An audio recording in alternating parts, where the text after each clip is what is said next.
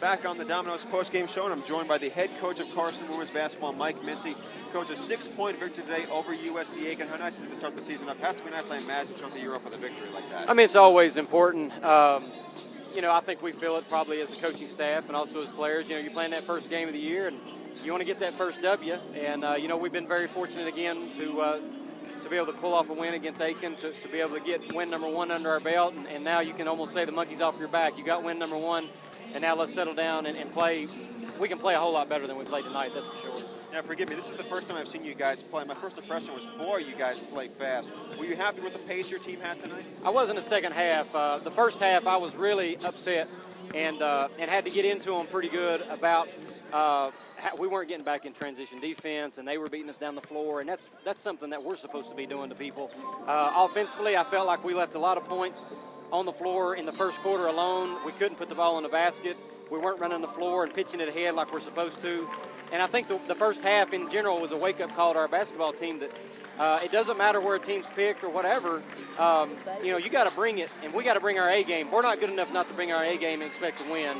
And so in the second half, especially in the fourth quarter, we did a much, much better job of trying to wear them down and getting the ball up the floor. And I think it softened up their man, and we were able to score a little bit better. Now, I know you were expecting to be able to use a number of different players this season, both starters and off the bench, and the depth I thought played really well tonight. How well did you think that your depth helped? How much do you think your depth helped? Well, I got out of my rotation that I really wanted to go with early.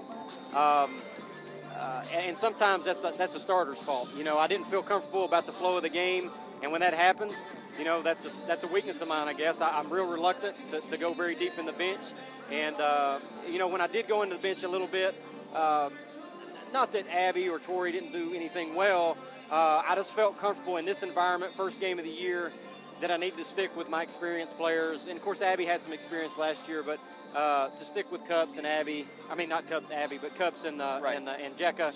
And so we ended up playing a little bit shorter bench, to be honest with you. Weichel came in there and gave us some really good minutes. I hated that Newman fouled out. We're not going to win very many basketball games if she fouls out with 8 or 9 minutes left to go in the fourth quarter. But I think we did eventually kind of wear them down just a little bit, maybe a little bit with our 2-2-1 press. Obviously a big game from Kaylin Brooks tonight. She had 24 points. Are those kind of performances you're going to expect from her night in, night out this season? We got to have it, and I told the kids in the locker room that they better thank Brooks for showing up, because she had 17 of our points in the first half, and it hadn't been for her, we would have been in a serious hole, because we just weren't scoring the basketball well. We weren't playing the way we're capable of playing, and she finished with 24. Harris came alive there in the second half, and scored 17, was huge at the free throw line down the stretch. Really proud of them. Those kids put in a lot of minutes too, 35 for Brooks and 32. Really don't want to go that high with their minutes, especially when you're playing back-to-back games like we are today and tomorrow. But I didn't really have a choice. We've got Bree out with the concussion, and so that would have been somebody we could have spelled them with. But anyhow, that was a good job by them, having to play that many minutes, and excited just to get the W. We didn't play very well. You guys started using the press in the second half, and that forced some turnovers for you. What was the thinking behind using that later in the game? Well, we hadn't really thought about using the press, because in the past it's kind of worn us out offensively, but I felt like that we didn't have a choice.